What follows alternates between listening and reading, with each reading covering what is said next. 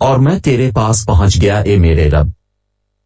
قرآن کی ایک استاد ہمیشہ اپنے طلبہ کو اس آیت کے مطابق زندگی گزارنے کی تلقین کرتی تھی۔ اور میں تیرے پاس جلدی آیا میرے رب تاکہ تو راضی ہو جائے۔ تاہا اس نے ان سے کہا یہ آیت مجھے متحرک کرتی ہے۔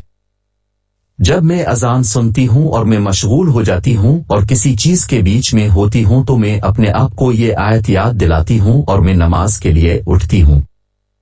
جب میرا الارم صبح 2 بجے بجتا ہے اور میں سونے کے لیے واپس جانا چاہتی ہوں تو مجھے یاد آتا ہے اور میں جلدی سے تیرے پاس آیا میرے رب تاکہ اب راضی ہو جائیں، اور اس لیے میں اٹھ کر اللہ کے حضور کھڑی ہوتی ہوں۔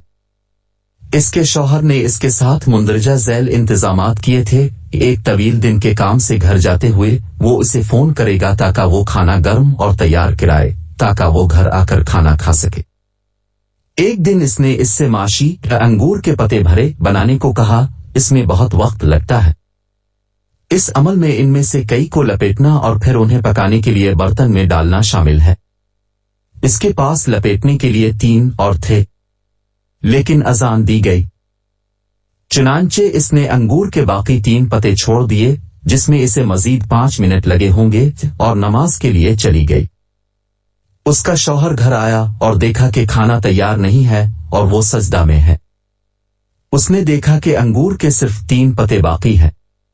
تھوڑا سا پریشان ہو کر اس نے کہا تم انہیں ختم کر کے برتن پکانے کے لیے رکھ سکتی تھی، پھر دعا کرتی۔ لیکن وہ کوئی جواب نہیں دے رہی تھی۔